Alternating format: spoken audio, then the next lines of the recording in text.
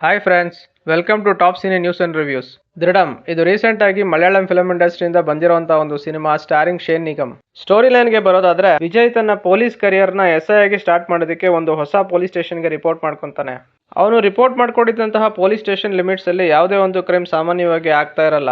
ಆದ್ರೆ ವಿಜಯ್ ಆ ಒಂದು ಸ್ಟೇಷನ್ಗೆ ಎಸ್ಐ ಆಗಿ ಬಂದ್ಮೇಲೆ ಒಂದಾದ್ಮೇಲೆ ಒಂದು ಕ್ರೈಮ್ಗಳು ಆಗೋದಕ್ಕೆ ಶುರುವಾಗುತ್ತೆ. ಡ್ರಗ್ಸ್ ರಿಲೇಟೆಡ್ ಆಗಿ ಒಂದು ಕೇಸ್ ಪ್ಲಸ್ ಒಂದು ಮರ್ಡರ್ ಪ್ಲಸ್ ಒಂದು ಫೈನಾನ್ಸ್ ಕಂಪನಿ ರಾಬರಿ, ಒಟ್ಟು 3 ಕೇಸ್ಗಳು ಬ್ಯಾಕ್ ಟು ಬ್ಯಾಕ್ ರಿಪೋರ್ಟ್ ಆಗುತ್ತೆ. ಎಸ್ಐ ವಿಜಯ್ ಈ 3 ಕೇಸ್ಗಳನ್ನ ತನ್ನ ಬುದ್ಧಿವಂತಿಕೆಯಿಂದ ಸಾಲ್ವ್ ಮಾಡೋದಕ್ಕೆ ಆಗುತ್ತೋ ಇಲ್ವೋ ಅನ್ನೋದೇ ಒಂದು ಫಿಲ್ಮ್ ನ main plot. Positives and negatives ಗೆ ಬರೋದಾದ್ರೆ, Shane Nigam as a cop ನನಗೆ ಇಷ್ಟ ಆದ್ರು.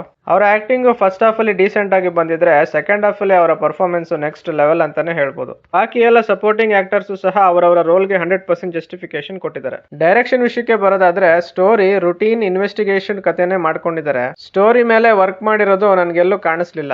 ಎಕ್ಸಿಕ್ಯೂಷನ್ ಗೆ ಬರೋದಾದ್ರೆ, first half of the film screenplay ತುಂಬಾ ಸ್ಲೋ ಆಗಿ ತಗೊಂಡೋಗಿದ್ದಾರೆ. ಒಂದಾದ್ಮೇಲೆ ಒಂದು ಕ್ರೈಮ್ ನಡೆಯೋದು ತೋರಿಸ್ತಾ ಹೋಗ್ತಾರೆ ಅನ್ನೋದು ಬಿಟ್ರೆ, ಇನ್ವೆಸ್ಟಿಗೇಷನ್ ಪೋರ್ಷನ್ಸ್ ಅಲ್ಲಿ ಏನು ಕೂಡ ಪ್ರೋಗ್ರೆಸ್ ಆಗೋದಿಲ್ಲ. ಇದರಿಂದಾಗಿ ಸ್ಕ್ರೀನ್ ಪ್ಲೇ ಎಂಗೇಜಿಂಗ್ ಆಗಿ ಬಂದಿಲ್ಲ. First half of the film ನನಗೆ ಬೋರಿಂಗ್ ಫೀಲ್ ಕೊಡ್ತು.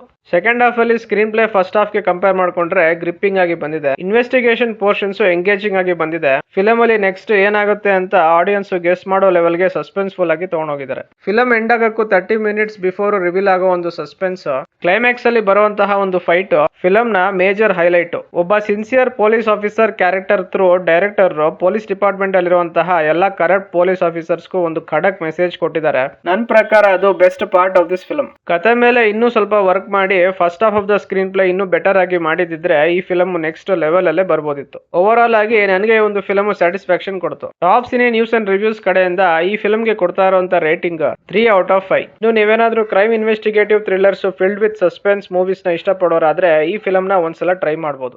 ಇದಿಷ್ಟು ಫಿಲಮ್ ನೋಡಿ ನನಗೆ ಅನ್ಸಿದ್ದು. ಯಾರೆಲ್ಲ ಈ ಫಿಲಮ್ ನೋಡಿದ್ದೀರಾ, ನಿಮ್ಮ ಅನಿಸಿಕೆ ಮತ್ತು ಅಭಿಪ್ರಾಯಗಳನ್ನ ಕಾಮೆಂಟ್ ಸೆಕ್ಷನ್ ಅಲ್ಲಿ ಹಾಕಿ. ಈ ರಿವ್ಯೂ ನಿಮ್ಗೆ ಇಷ್ಟ ಆಗಿದ್ರೆ ಲೈಕ್, ಶೇರ್ ಅಂಡ್ ಸಬ್ಸ್ಕ್ರೈಬ್ ಮಾಡಿ. ಸಿಗೋಣ ನೆಕ್ಸ್ಟ್ ವಿಡಿಯೋದಲ್ಲಿ. Thank you.